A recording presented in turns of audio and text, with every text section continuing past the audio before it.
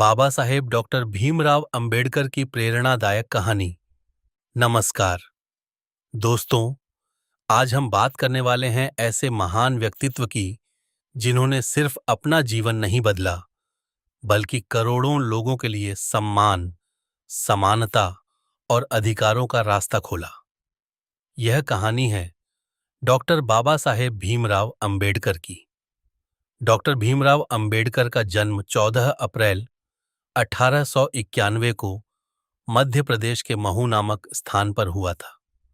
उनका परिवार साधारण था, लेकिन उनके पिता शिक्षा का बहुत महत्व समझते थे। वे चाहते थे कि उनका बेटा पढ़ लिख कर बड़ा इंसान बने, लेकिन उस समय समाज में जाति के आधार पर बहुत भेदभाव होता था।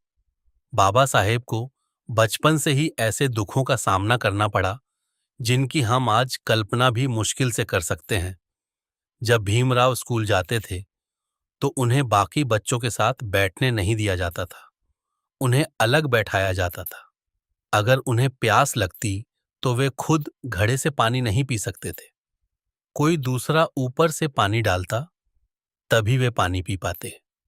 कई बार तो कोई पानी देने वाला भी नहीं होता था और उन्हें प्यासा ही रहना पड़ता था। एक छोटा बच्चा जिसके मन में सपने हों, अगर उसे बार बार यह एहसास दिलाया जाए कि वह दूसरों से अलग है, तो उसका दिल टूट सकता है। लेकिन बाबा साहेब का दिल नहीं टूटा। वे अंदर से और मजबूत होते गए। भीमराव बचपन से बहुत तेज थे। उन्हें पढ़ने का बहुत शौक था। उनके पास साधन कम थे, लेकिन हौसला बहुत बड़ा था। वे समझ चुके थे कि अगर जीवन बदलना है तो शिक्षा ही सबसे बड़ा हथियार है। यही कारण था कि उन्होंने हर परेशानी के बावजूद पढ़ाई नहीं छोड़ी। एक बार की बात है, भीमराव अपने भाई बहनों के साथ यात्रा कर रहे थे। रास्ते में जब लोगों को उनकी जाति के बारे में पता चला तो किसी ने उन्हें साथ बैठाना नहीं चाहा। छोटे छोटे बच्चे धूप में अकेले और असहाय खड़े रह गए। यह घटना उनके मन में गहराई से बैठ गई। उस दिन उन्होंने समाज का कठोर चेहरा बहुत करीब से देखा। लेकिन उसी दिन उनके भीतर एक संकल्प भी जन्मा, वे इस अन्याय को बदल कर रहेंगे। समय बीतता गया और भीमराव ने पढ़ाई में लगातार सफलता हासिल की। उनकी प्रतिभा को देखकर बड़ौदा के महाराजा सयाजीराव गायकवाड़ ने उन्हें छात्रवृत्ति दी। यह उनके जीवन का बहुत बड़ा मोड़ था। इस छात्रवृत्ति की मदद से वे विदेश जाकर पढ़ सके। उन्होंने अमेरिका के कोलंबिया विश्वविद्यालय में पढ़ाई की, फिर लंदन स्कूल ऑफ इकोनॉमिक्स में भी अध्ययन किया। यह किसी चमत्कार से कम नहीं था। जिस बच्चे को कभी स्कूल में पानी तक छूने नहीं दिया गया, वही बच्चा अब दुनिया के सबसे बड़े संस्थानों में पढ़ रहा था। विदेश में बाबा साहेब ने सिर्फ डिग्रियां ही नहीं ली, बल्कि दुनिया को समझा। उन्होंने देखा कि एक समाज कैसे बराबरी, कानून और मानव अधिकारों पर आगे बढ़ सकता है। उन्होंने तय किया कि भारत लौटकर वे सिर्फ अपनी जिंदगी नहीं जिएंगे, बल्कि उन सभी लोगों के लिए लड़ेंगे जिन्हें समाज ने सदियों से दबाकर रखा है। भारत लौटने के बाद बाबा साहेब ने नौकरी भी की, लेकिन भेदभाव ने उनका पीछा वहां भी नहीं छोड़ा। पढ़े लिखे, योग्य और प्रतिभाशाली होने के बावजूद लोग उनकी जाति देखकर व्यवहार बदल लेते थे। उन्हें समझ आ गया कि यह लड़ाई सिर्फ व्यक्तिगत सम्मान की नहीं है, बल्कि पूरे समाज को बदलने की है। इसके बाद उन्होंने लोगों को जागरूक करना शुरू किया। उन्होंने कहा कि शिक्षित बनो, संगठित रहो और संघर्ष करो। यह सिर्फ एक नारा नहीं था, बल्कि जीवन बदल देने वाला संदेश था। बाबा साहेब मानते थे कि जब तक समाज का दबा कुचला व्यक्ति पढ़ेगा नहीं, तब तक वह अपने अधिकारों के लिए खड़ा नहीं हो पाएगा। उन्होंने दलितों, गरीबों, मजदूरों और महिलाओं के अधिकारों के लिए लगातार आवाज उठाई। वे चाहते थे कि हर इंसान को बराबरी मिले, सम्मान मिले और आगे बढ़ने का मौका मिले। उन्होंने सिर्फ भाषण नहीं दिए, बल्कि खुद जमीन पर संघर्ष किया। पानी के अधिकार के लिए आंदोलन किया, मंदिर प्रवेश के लिए आंदोलन किया और समाज से पूछा, क्या इंसान सिर्फ जन्म के कारण छोटा या बड़ा हो जाता है? बाबा साहेब का जीवन हमें सिखाता है कि असली महानता कठिनाइयों से भागने में नहीं, बल्कि उनका सामना करने में है। वे जानते थे कि रास्ता आसान नहीं है, लेकिन उन्होंने कभी हार नहीं मानी।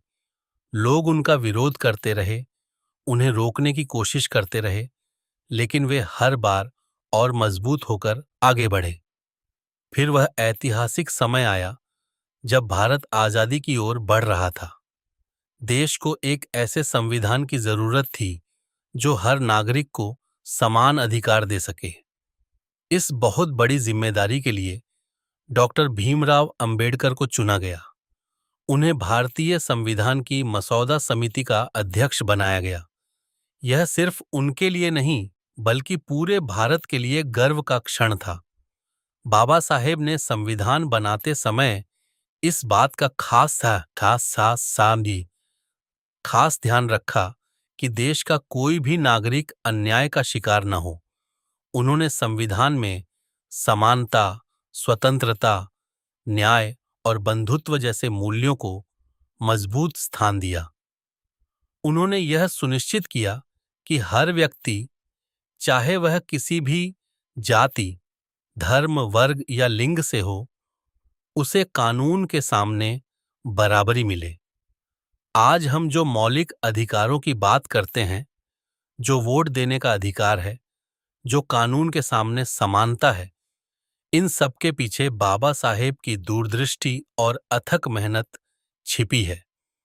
उन्होंने भारत को सिर्फ एक संविधान नहीं दिया, बल्कि एक ऐसा सपना दिया जिसमें हर इंसान सिर उठाकर जी सके। लेकिन बाबा साहेब का संघर्ष यहीं खत्म नहीं हुआ। वे जीवन भर समाज सुधार के लिए काम करते रहे। उन्होंने महिलाओं की शिक्षा, मजदूरों के अधिकार और सामाजिक न्याय के लिए कई महत्वपूर्ण कदम उठाए। वे जानते थे कि सिर्फ कानून बना देने से समाज नहीं बदलता। समाज तब बदलता है जब लोगों की सोच बदलती है। उनका जीवन एक संदेश है। परिस्थितियां चाहे कितनी भी कठिन क्यों न हो, अगर इरादा मजबूत हो तो इंसान इतिहास बदल सकता है। बाबा साहेब ने अपने दर्द को अपनी ताकत बना लिया। उन्होंने अपमान को अपने आत्मविश्वास पर हावी नहीं होने दिया। उन्होंने साबित कर दिया कि ज्ञान, मेहनत और साहस के बल पर कोई भी इंसान दुनिया बदल सकता है।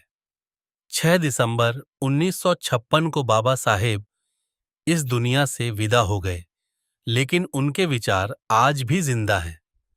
वे सिर्फ एक नेता नहीं थे, वे एक विचार थे, एक ऐसी रोशनी जो आज भी उन लोगों को रास्ता दिखाती है जो संघर्ष कर रहे हैं, जो आगे बढ़ना चाहते हैं और जो एक बेहतर समाज का सपना देखते हैं।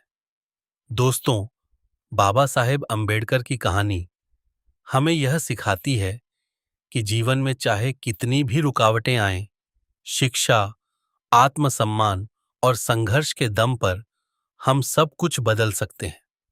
उन्होंने हमें सिखाया कि इंसान की असली पहचान उसकी जाति नहीं, उसकी योग्यता और उसका चरित्र होता है। इसलिए अगर जीवन में कभी मुश्किलें आएं, लोग आपको कम समझें या रास्ता कठिन लगे, तो बाबा साहेब को याद करना। एक ऐसा बच्चा जिसे पानी तक छूने नहीं दिया गया, वही आगे चलकर भारत के संविधान का निर्माता बना। यही है संघर्ष की असली जीत। यही है बाबा साहेब की अमर कहानी। अमर